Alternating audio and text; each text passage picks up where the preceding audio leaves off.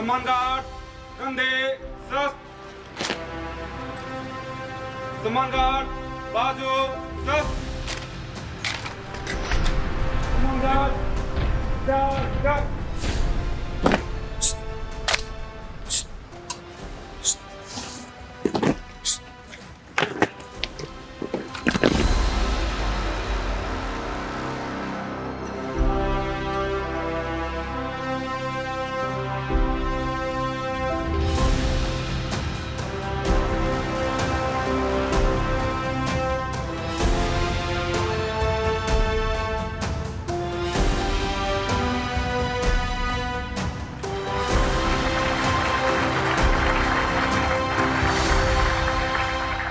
दत्तात्रेया जी का हार्दिक स्वागत है।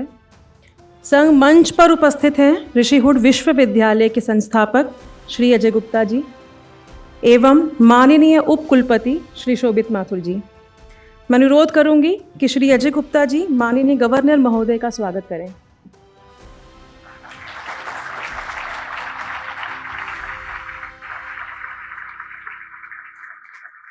माननीय गवर्नर महोदय के स्वागत में एक तेलुगु गीत तैयार किया है और मैं अनुरोध करूंगी कि वे सभी छात्र आएं एवं प्रस्तुति करें।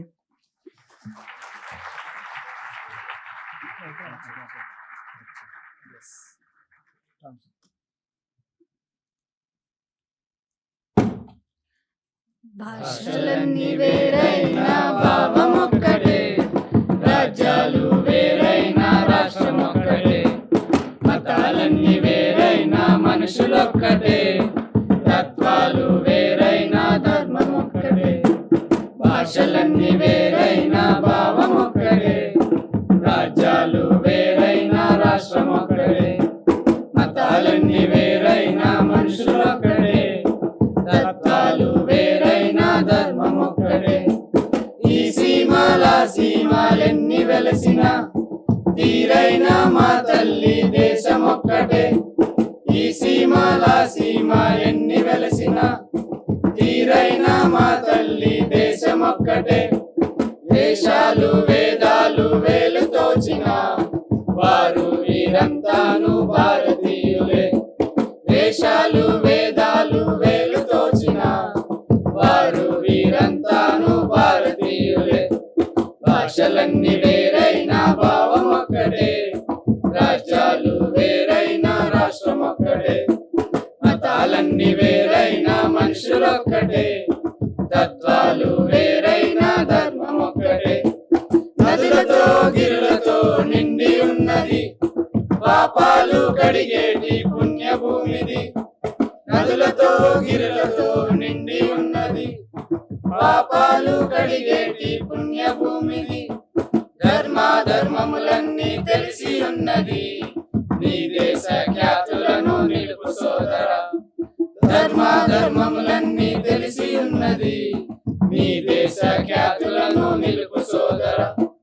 భాషలన్నీ వేరైనా భావమొక్కటే, రాజ్యాలు వేరైనా రాష్ట్రమొక్కటే, మతాలన్నీ వేరైనా మనుషులొక్కటే, తత్వాలు వేరైనా ధర్మమొక్కటే, తత్వాలు వేరైనా ధర్మమొక్కటే, తత్వాలు వేరైనా ధర్మమొక్కటే. धन्यवाद। वैसे तो कला एवं भावनाओं की कोई भाषा नहीं होती, परंतु फिर भी मैं जो ये गीत अभी प्रस्तुत हुआ है उसका सार बताना चाहूँगी। The summary of the song is, even if the languages are different, the feeling is same. The kingdoms are different, the state is same. The customs are different, the philosophies of the people are different, but the dharma is same. और इसी गौरवान्वित पंक्तियों के साथ मैं बुलाना चाहूँगी हमारे उपकुलपति श्री शोभित माथुर जी को कि वे आएँ एवं स्वागत में संबोधन करें। హర్యానా గౌరవానివ గవర్నర్ శ్రీ బండారు దత్తాత్రేయ గారికి నేను రిషిహుడ్ యూనివర్సిటీకి సాదర స్వాగతం పలుకుతున్నాను. So this is Telugu welcome, because I and as he's fondly called in our home state Dattanna, right? We have share a bond because he has represented the Secunderabad constituency for 4 times, and I have fortunate to be one of the voters there. So this is very fondly known there. We also have our District Commissioner Dr. Manoj Kumar here, and Deputy Commissioner of Police Gauravji here. So a lot of dignitaries from Sonipat who are here, and I welcome you all to Rishihood once again. I have had the opportunity of meeting our Honorable Governor a couple of times at the Haryana Raj Bhavan, and he has expressed a lot of interest in education. So I'm very happy that he's here and he'll be sharing his thoughts soon. But before that, I just want to share some of the things that personally I have learned from his life, and how that we have tried to bring his learnings into Rishihood curriculum in that sense, right? So he was born on 12th June 1947. So that's a very interesting date because at the cusp of our independence, he was born, right? So in the sense that as India grew, our Honorable Governor also grew along with that. So in that sense, he represents India because born at the very interesting phase of India's journey, right? In 1968, he took a break and he went out as a full-timer for the Rashtriya Swayamsevak Sangh, an organization that we hold in very high regard. That's a very difficult thing to do because I've had the fortune of meeting some of these so-called pracharaks, right? Dedicating your entire life to public service at a time when youth would choose to have various career options. He's decided to give up all those things and decided to do full-time voluntary service. Then something very interesting happened. He was jailed during the emergency which was declared by our former Prime Minister Indira Gandhi ji. So going to jail during the period of 1975 to 1977, maybe we'll get a chance to hear from him as well about how that part of his life was. And then something very, tragic happened in Andhra Pradesh. It was called the Divisima cyclone in 1978. So he was sent as a volunteer to work there. It's a very tragic cyclone because more than 10,000 people died. I mean, today when cyclones happen, you don't hear this. But at that time, just about 40 years back, about 10,000 plus people died, and he served there. He was elected to the Lok Sabha 4 times from Secunderabad. He held office in multiple ministries. Interestingly, he was the colleague of our Honorable Chancellor, Suresh Prabhuji, during the Prime Ministership of Vajpayee ji. Then he held various senior party positions, and he was also previously the Governor of Himachal Pradesh and now the Governor of Haryana. So, if you look at it from a perspective of a role model, I mean, I would definitely place him in very high regard because dedicating one's life to public service, social service, and been doing that for a very long time. Typically, when we see people with a political background, we think that has been easy. And it is definitely very difficult in a state like Telangana and Andhra Pradesh for the party that he represents. So it's a very, very tough journey. Personally, I've had the fortune of seeing his journey during my lifetime, and now he's holding these positions. So when we were thinking of how do we build the curriculum at Rishihood University or design how the learning at Rishihood will happen, so the lives of our Honorable Governor and many other such luminaries were studied in great detail to see if we have to institutionally create such leaders. So such leaders happen by chance if the country is fortunate. But can institutions create such leaders? Is that, I mean, this is a very big question. And not too many institutions in the world have explored this question. Institutions are thought of creating professionals who will go and do a job. But can institutions create social and public leaders? This is what is the question that we're grappling with. So we try to study the lives of such people and design a curriculum here.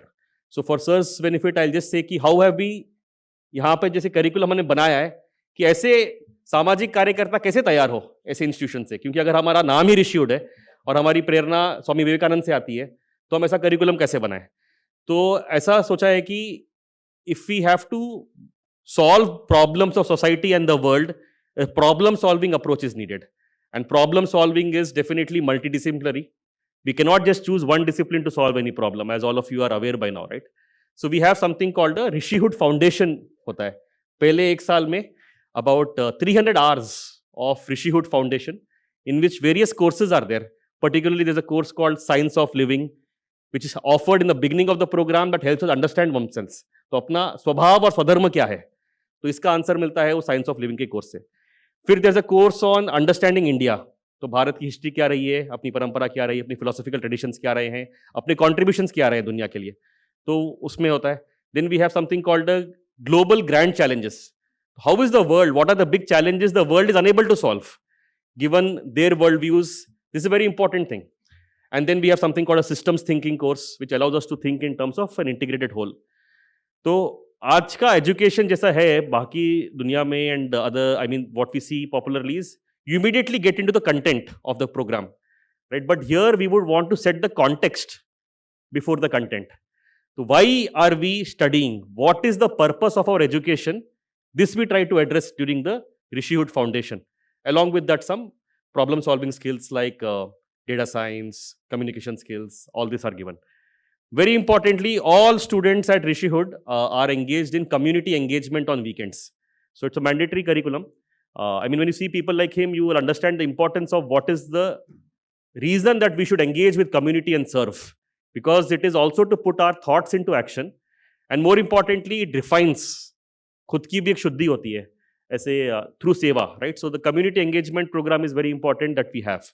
So very uniquely well thought of design of the Rishihood Foundation by studying the lives of people like our Honorable Governor that has been designed. Then on that we build our disciplines that we call the majors. And then towards the later part of their education here, you have a multidisciplinary education through a choice of minors. So you could choose to combine different disciplines and graduate. And towards the fourth year, there are internships, there are projects, there are research projects. So you could choose one of them.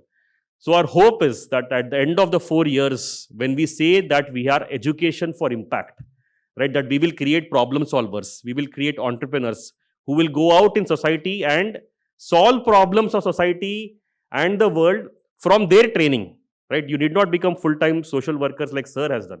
But you may choose to be a techie, you may choose to be an entrepreneur, you may choose to be a psychologist, you may choose to be a healthcare worker, you may choose to be an economist.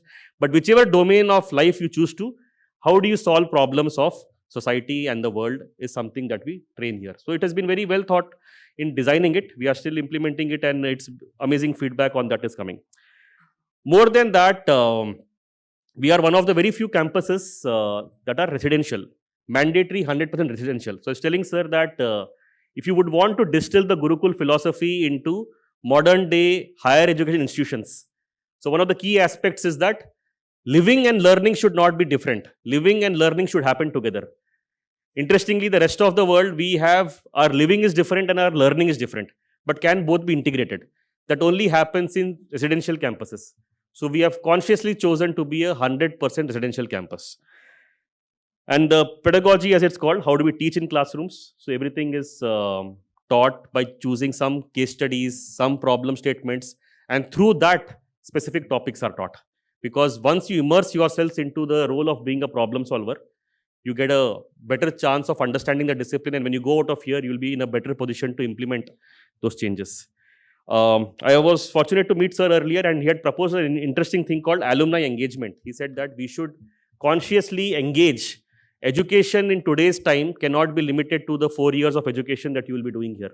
Because now learning is lifelong and continuous, the way things are changing and the pace at which they are changing. So we have a very active alumni engagement, and tomorrow is the alumni reunion as well. So how do we keep education and learning lifelong? That is one approach that we have tried to take here. So in many ways, we have tried to build a model institution, and in a few years of time, we would want to showcase the outcomes of it and say that if higher education has to be imagined in a problem-solving way, in a way that we can create social and public leaders. So Rishihood University will offer a template that if you look at this, how they have been able to design this, how they have been able to execute it, and the outcomes will be all of you who will be testimony to our way of teaching and learning here. So that is what we want to establish here, Sir. And I'm thankful once again for sparing your time, coming here and in person, inspiring all of us. Thank you. धन्यवाद शोभित जी। धन्यवाद कि आपने हमें governor महोदय के जीवन के बारे में इतनी गहराई से अवगत कराया। आज यहाँ कार्यक्रम में हमारे विद्यार्थियों को का मार्गदर्शन करने वाले सभी शिक्षक भी उपस्थित हैं। शिक्षकों का भी समाज में एक बहुत ही ऊंचा दर्जा होता है, और हो भी क्यों ना, क्योंकि माता पिता के बाद शिक्षक ही होते हैं जो समाज के लिए युवाओं को तैयार करने की जिम्मेदारी लेते हैं। अपने जीवन के कार्यकाल में वे अधिकतम समय, यूं कहें तो अपने परिवार से भी ज़्यादा समय समाज के लिए युवाओं को तैयार करने में निकालते हैं, बिताते हैं। और उसी के लिए बहुत ज़रूरी भी है कि इन शिक्षकों के उत्साह को हमेशा बल दिया जाए। उसी के लिए ऋषिहुड में पहल की गई और हर वर्ष 2 बार हम शिक्षकों को सम्मानित करते हैं। Now, I would like to name the faculty who won the Best Faculty Award for Odd Semester for academic session 2023-24. The base of selection of these faculty is the student feedback which was collected through a systematic process by Office of Academic Affairs. There are two categories in this award. One is majors, in which the students are going to get their degrees, and second is Rishihood Foundation, जिसके बारे में शोभित जी ने अभी हम सबको बताया. The first category is major, and in this category we have 4 faculty who won this award, and I'll request Honorable Governor Sir to present the awards to the faculty. The names of the faculty are Professor Durgesh Rai ji, the Professor of Economics. Please, sir, come on stage.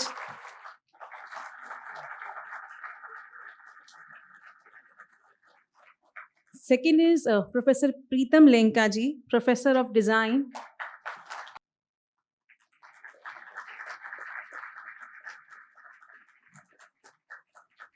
Then Professor Revati Jayakrishnan ji, Professor of Design.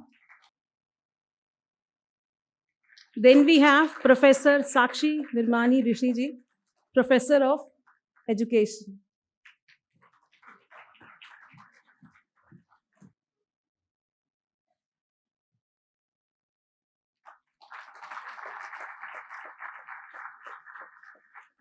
Then we have second category, which is Rishihood Foundation. Foundation is that part of curriculum that instills the Rishihood values and includes some important courses mentioned in National Education Policy. Because of its importance, the essential courses has been taken by the senior leadership team and the senior faculty of the university. And among all the faculty who took the essential courses, the one who won this award, any guesses, students? Okay. Okay. So this is Acharya Paroksh ji, who is spiritual and life coach of Rishihood University. He taught science of living and now he is taking essentials of happiness course. Thank you all and congratulations. ऐसे ही प्रेरित करते रहें. अब मैं मंच पर उपस्थित सभी गणमान्यों से अनुरोध करूंगी कि वह ऋषिहुड विश्वविद्यालय की हाल ही में प्रकाशित हुई पुस्तक का विमोचन करें.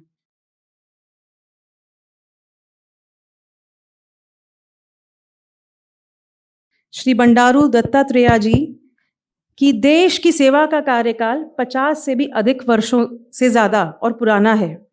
विज्ञान के क्षेत्र में अपनी पढ़ाई पूरी करने वाले दत्तात्रेया जी ने अपने राजनीतिक कार्यकाल की शुरुआत लोकसभा प्रतिनिधि के रूप में सिकंदराबाद क्षेत्र से की थी.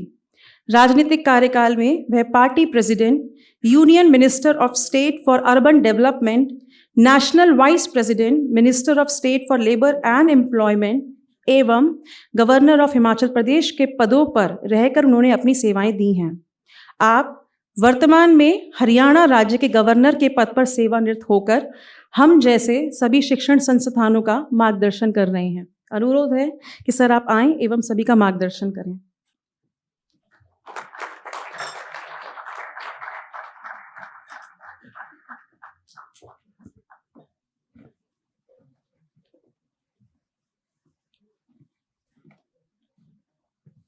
श्री राकेश अग्रवाल जी, संस्थापक. श्री अजय गुप्ता जी, संस्थापक. श्री साहिल अग्रवाल जी, संस्थापक एवं सीईओ.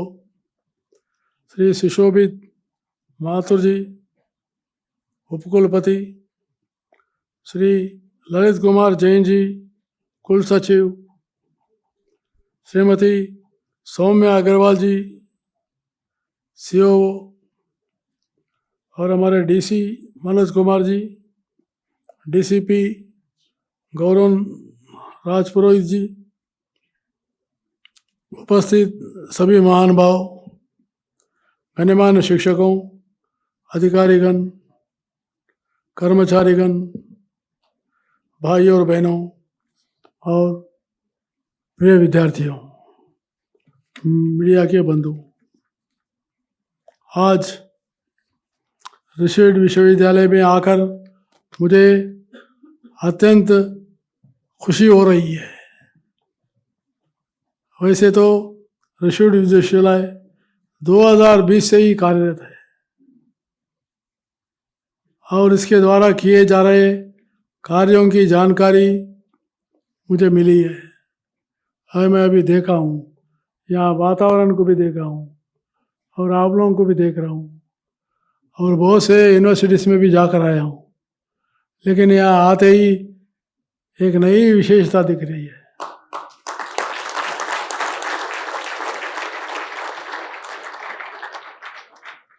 बहुत से विश्वविद्यालय जब जाते हैं तो लगता है कि भाई ये कुछ बड़ा काम कर रहे हैं। यहाँ मैं आया हूँ, मुझे लग रहा है कि कुछ नहीं चल रहा है। अरे इसका मतलब है बहुत बड़ा दिखता है लेकिन रिजल्ट कम आता है, जो दिखता नहीं वो रिजल्ट बहुत ज़्यादा आता है। ये ऋषिहुड यूनिवर्सिटी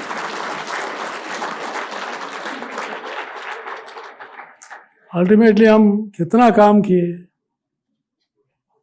ये बड़ी महत्व है। आप कितने खाए इसका कोई रिजल्ट नहीं, इसका कोई फलित नहीं, लेकिन आप कितना हजम किए, कितना आप डाइजेशन किए, कितना आपका स्वास्थ्य अच्छा है, वही पहचानता है। तो इसलिए इसके नाम भी ऋषिहुड यूनिवर्सिटी।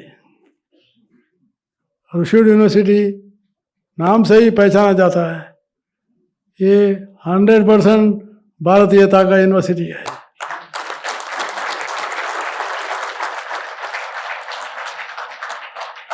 हंड्रेड % भारतीयता का है।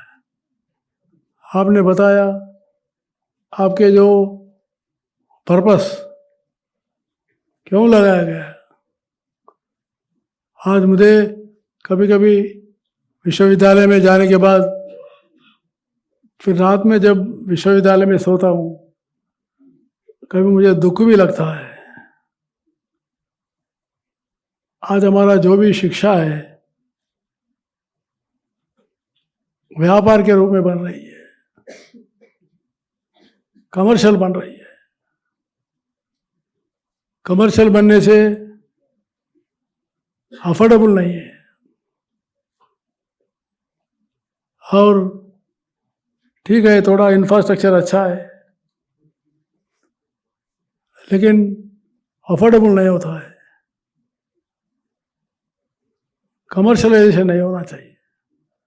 लेकिन मुझे पूरा विश्वास है Rishihood university is not a commercial one, it is a social one, it is a moral one. एक उद्देश्य से लगाया गया है, एक पर्पस से लगाया गया है।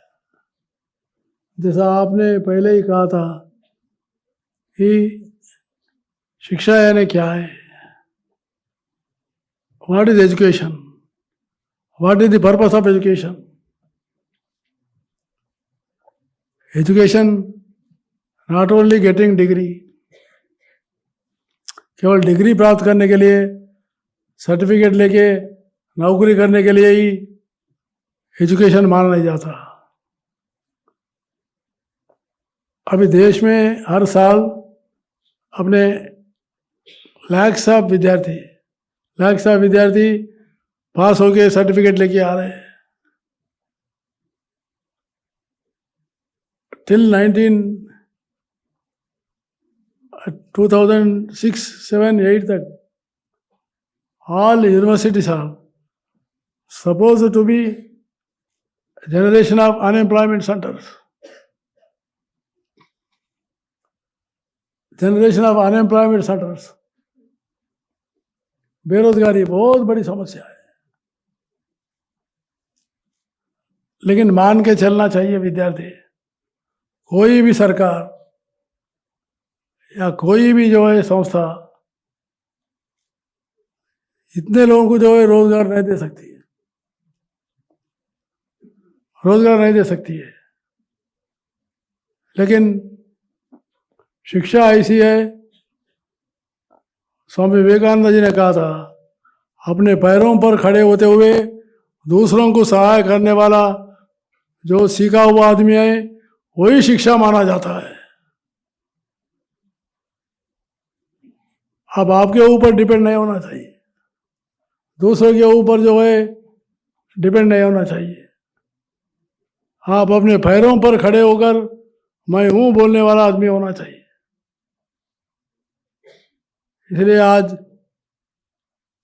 प्रधानमंत्री नरेंद्र मोदी जी ने ये शिक्षा में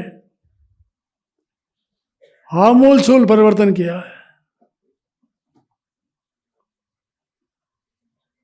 2020 जो न्यू एजुकेशन पॉलिसी है, it's a game changer. New education policy is a game changer. New education policy, इसमें मैं पढ़ा हूं, ऐसे लोग हाथ उठाइए। आप लोग नहीं, विद्यार्थी, विद्यार्थी। हाँ, कृपा करके आप सबको एक बार कुछ पत्र जैसा दीजिए। न्यू एजुकेशन पॉलिसी मैंने इसलिए कहा हूँ, एक शब्द में कहा हूँ कि game changer. New education policy में नैतिक मूल्यों पर आधारित शिक्षा होना चाहिए, साइंटिफिक टेम्पर एजुकेशन होना चाहिए, और आपको एक ही साथ 2 डिग्री प्राप्त कर सकते हैं, आप चेंज भी कर सकते हैं। आप जो है सारा केवल डिग्री लेकर टेक्नोलॉजी के माध्यम से, इनोवेशन के नाम से और रिसर्च के नाम से एजुकेशन आगे बढ़ना चाहिए। ये सारे विषय जो है न्यू एजुकेशन पॉलिसी में आधारित है। तो इसलिए न्यू एजुकेशन पॉलिसी एक ही चाहती है कि आप डिग्री प्राप्त करने के बाद नौकरी के लिए ढूंढने वाला नहीं होना चाहिए, आप नौकरी देने वाले होना चाहिए।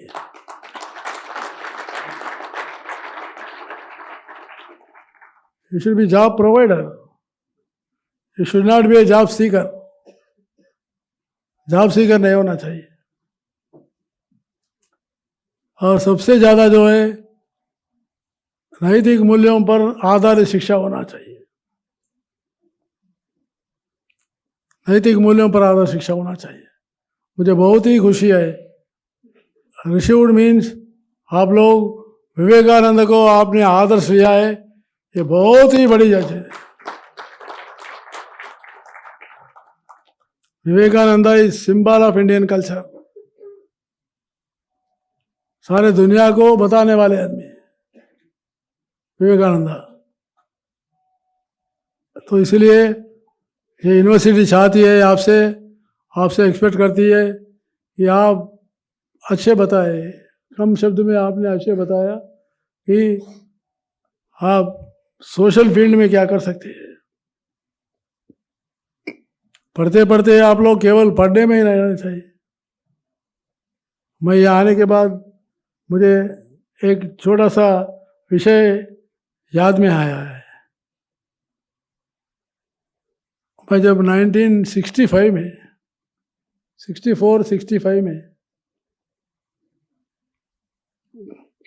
मैं जहाँ पढ़ता था, मैं जहाँ रहता था, वो बहुत ही गंदगी वातावरण थी।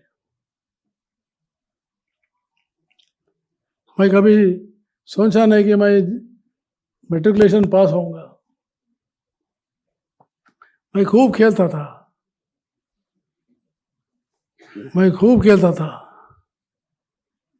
पढ़ता नहीं था। एग्ज़ाम आए जब भी पढ़ता था, वो भी एग्ज़ाम आए जब भी 3-4 घंटे पढ़ता था। रोज़ खेलता था, खेलना मेरा काम था।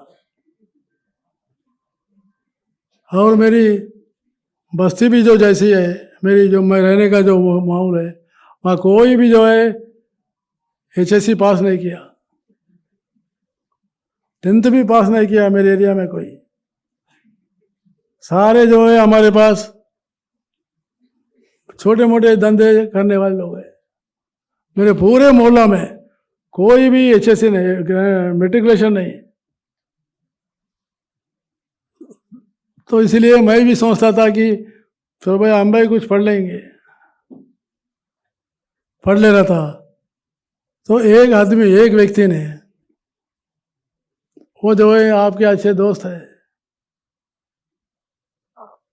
आज कैलिफोर्निया में रहते हैं, आपके यूनिवर्सिटी में भी आकर गए उन्होंने।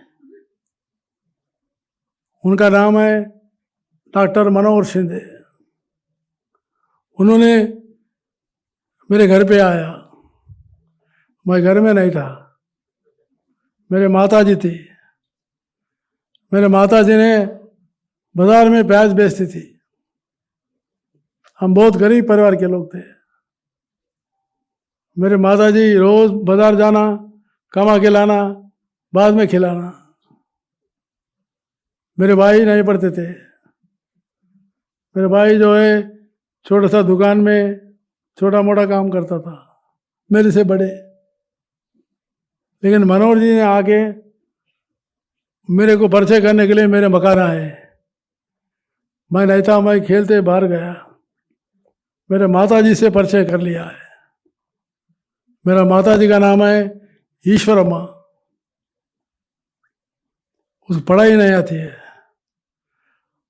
उनको परिचय कर लिया है। वो डॉक्टर है, MBBS डॉक्टर है।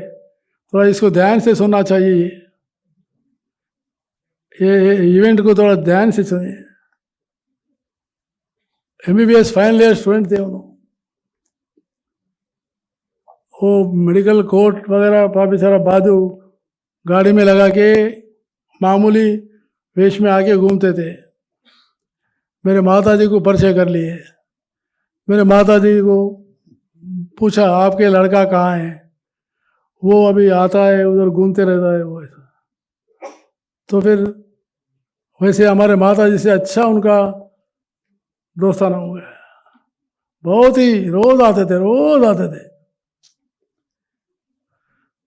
20-25 days कंटिन्यूसली यस कम। लेकिन मैं घर नहीं आया, मैं घर आया ही नहीं। फिर मेरे माता जी ने मेरे को गुस्सा से बोला है, गुस्सा से बताया कि तुम देखो कल घर में रहना है। अरे वो इतना बड़ा आदमी है, डॉक्टर है, तुम तो पागल है, तुम कुछ बनने वाला नहीं है, कुछ करने वाला नहीं है, तेरे से कुछ होने वाला नहीं है, उनसे मिलो, इतना ही। तो फिर मैं ठीक है समझकर उस दिन शाम को 7:30 शाम को आया था। मैं घर पे बैठा हूँ। वो मनोहर शिंदे कुछ मुझे नहीं बताया। उन्होंने नाम पूछा है। मैं कहा कि मेरा नाम दत्तात्रेय। क्या पढ़ते हैं? वो मैं अभी PUC में पढ़ रहा हूँ। अच्छा ठीक है, इतना ही। वो ज़्यादा कुछ बताया नहीं। मैं समझा कि ये बड़ा लेक्चर देंगे, इसलिए मैं नहीं आया था। मेरे माता जी को क्या बोल रहे क्या कि पता नहीं है, लेकिन मेरे को बड़ा लेक्चर देते होंगे, इसलिए लेक्चर मेरे को सुनने का आदत नहीं है, तो मैं बातें नहीं करना चाहता। फिर वैसे ही 3-4 दिन आए कि कुछ भी नहीं बताया, कुछ भी नहीं बताया। मैं फिर बाद में उन्होंने कहा कि मेरे माताजी बहुत उनसे प्रभावित हो गई, उनके बातों से, उनके पद्धति से, उनके चलने के आचार से। कोई सिद्धांत नहीं बताया,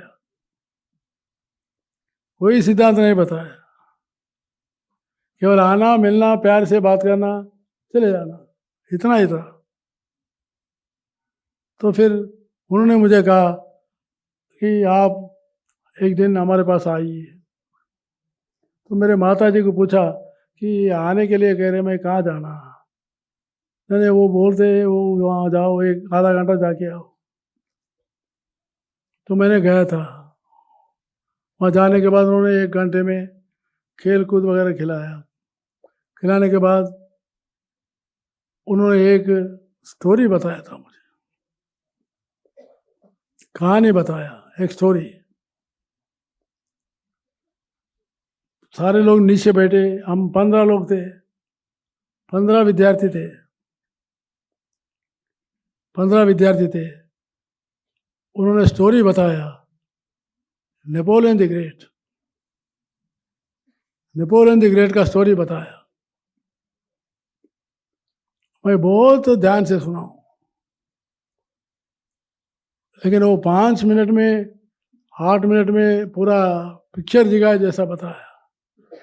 उन्होंने बताया नेपोलियन के डिक्शनरी में इम्पॉसिबल ऐसा कोई वर्ड जो है उनके डिक्शनरी में नहीं है।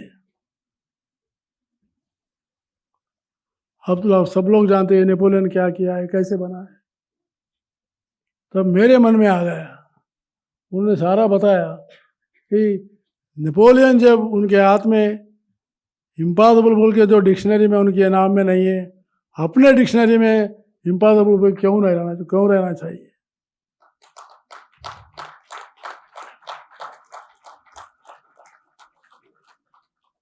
मैं really I am telling, English में वैगबॉन्ड बोलते, वैगबॉन्ड बोलते क्या बोलते, हिंदी में क्या बोलते, हाँ क्या बोलते हिंदी में, हाँ मन बना लिया, हाँ? मन बना लिया मैंने वैसा कर। नहीं पागल थे, वैगबॉन्ड मीन्स घूमने वाला। हाँ वो घूमने वाला रहता है, पागल जैसा घूमते रहता है, वैगबॉन्ड था। I was vagabond. लेकिन ये स्टोरी सुनने के बाद मेरे दिल में आया मैं भी डॉक्टर बनना चाहिए।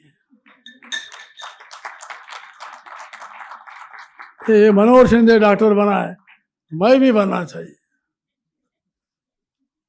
फिर मैं खिताब ले लिया। इतने दिन नहीं पढ़ता था, रोज मैं घर में मेरे माता जी को ये बनाओ वो बोलता था। लेकिन वो स्टोरी सुनने के बाद मुझे लगा खाना नहीं, कपड़ा नहीं, कुछ नहीं, पढ़ो पढ़ो पढ़ो पढ़ो। तो फिर मैं जो है पढ़ा हूँ, लेकिन कम समय था, मेरे को 2 या 3 मार्क्स में MBBS नहीं मिला। फिर मनोहर जी ने मेरे घर पे आए, घर पे आके मनोहर जी बताए। मैं समझा कि पढ़ना क्या, पढ़ना ही नहीं, पढ़ना ही बंद कर दिया। मेरे घर पे आए, घर पे नहीं आप पढ़ो। तो फिर मैं पढ़ा हूँ। लेकिन उन्होंने बताया, उनके बाद में मुझे दूसरे महान भाव मिले थे। उन्होंने कहा कि भी तुम धीरे धीरे मैं चलते गया, समाज के लिए काम करना। फिर मैं 1968 में घर छोड़ दिया हूँ। मैं इसलिए आपको बता रहा हूँ, मैं जो डिग्री किया था, गरीबी था।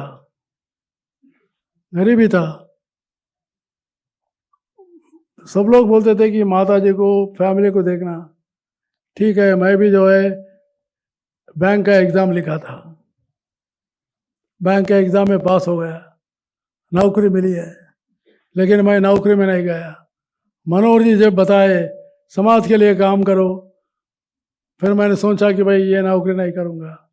फिर मेरे माता जी को पूछा, वो मनोहर जी समाज के लिए काम करो बोल रहे, अपने लोग नौकरी करो बोल रहे, क्या करना। मेरे माता जी ने कहा तुम्हारा जो मन में है वो करो।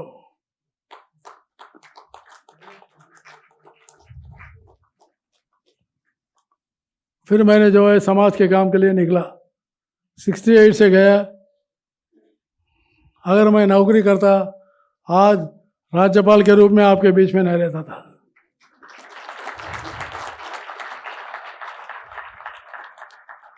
तो इसलिए मैं life should be some purpose, education should be with purpose. आप जो बताए सोशल के काम करना है, ऐसा बताया।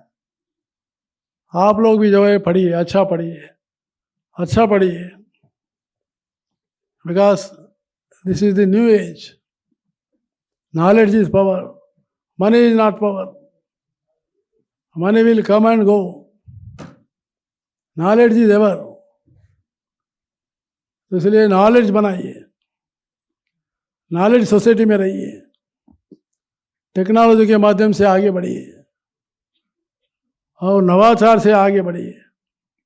इनोवेटिव आइडिया से जाइए। इसलिए new education policy also introduce the same thing. Technology के माध्यम से आगे चलना चाहिए। जो आज जितने नए तकनीकी है, सारे नए तकनीकी में आगे बढ़ना चाहिए। मुझे पूरा विश्वास है हमारे विद्यार्थी विश्व में सबसे आगे बढ़ेंगे, कोई पीछे नहीं रहेंगे, ऐसा मेरा पूरा विश्वास है। इतने इतने जीनियस है हमने विद्यार्थी, बहुत जीनियस है। एम्प्लॉयमेंट मिलेगा, एम्प्लॉयमेंट के लिए कोई परेशानी की जरूरत नहीं है। आप आर्टिफिशियल इंटेलिजेंस है, रोबोटिक्स है,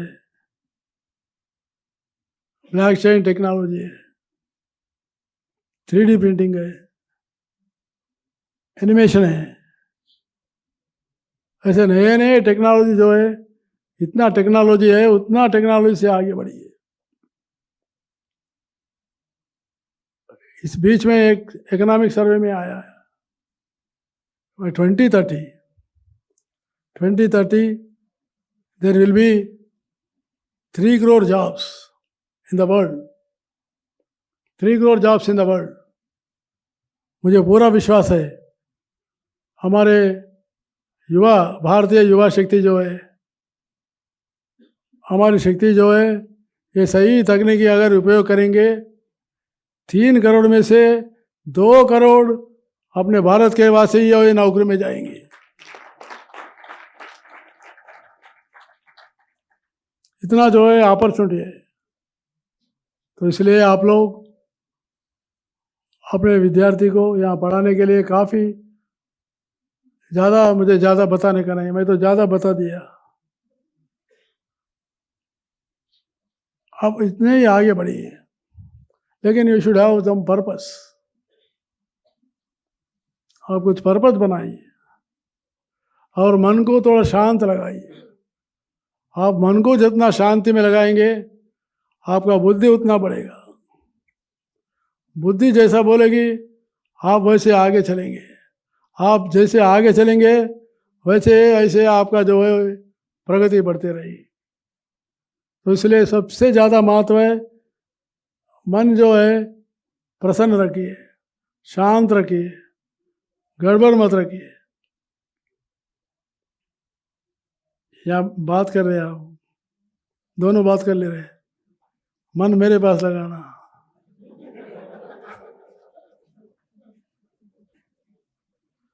बीच में बात नहीं करना।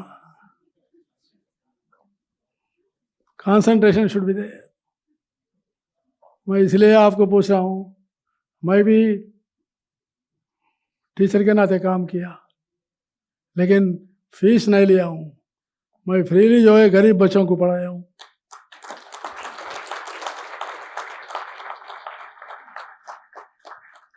मैं जानता हूँ कंसंट्रेशन बहुत ज़रूरत है। तो आप मन को प्रसन्नता रखिए। और मैं आशा इतना ही करूँगा, यहाँ से स्वामी विवेकानंद जैसे लोग निकले यूनिवर्सिटी से, यही मैं आशा करता हूँ। स्वामी विवेकानंद जैसे लोग निकले। आप लोग बहुत ही जो है भाग्यवान लोग हैं इस यूनिवर्सिटी में एडमिशन मिलना, इस यूनिवर्सिटी में एडमिशन मिलना। और वातावरण जो है अच्छा रहेगा। तो मैं आज इसलिए ही आया। वो मनोहर सिंह मुझे बहुत पहले बताए थे, शायद 8 महीने पहले बताए, 8 महीने पहले बताए। लेकिन मुझे आप मिले थे वहाँ वाइस चांसलर के कॉन्फ्रेंस में मिले थे, तब मुझे ऋषिड यूनिवर्सिटी के बारे में, अरे अभी अभी शुरू हुआ, इसमें जाके क्या करना है, इसमें कुछ रहता ही नहीं। लेकिन बाद में मनोहर जी बताने के बाद, फिर पता करने के बाद, यहाँ आने के बाद लगा कि ये 3 साल 4 साल नहीं, ये 8-10 साल में ही 30 साल का आयु बढ़ जाएगा इसका, ऐसा मुझे विश्वास है।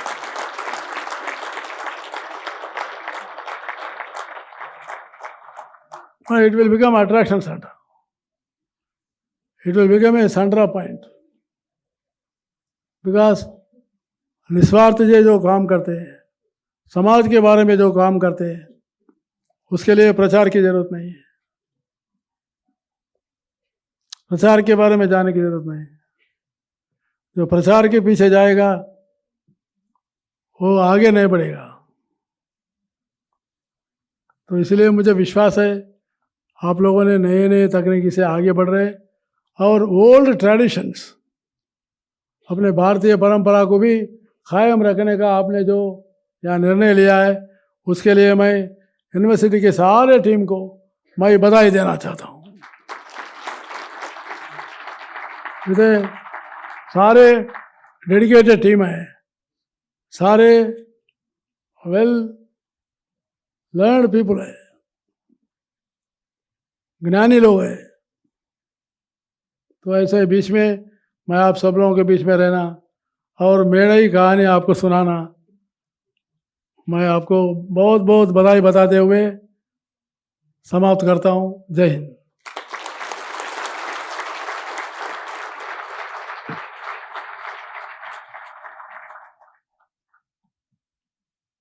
I'll just go a bit off script and also share the connection of Dr. Manohar Shinde to Rishihood. So for me also personally, sir, 2005 दिसंबर में उनके घर पे था मैं। I had some break तो उनके पास, तो उन्होंने उनकी लाइब्रेरी की तरफ दिखाकर बोला मुझे कि आप देखना कि लाइब्रेरी में क्या बुक्स है। Till that time I had no exposure to any of these things. So I picked up a book. I told this to in my Understanding India class also.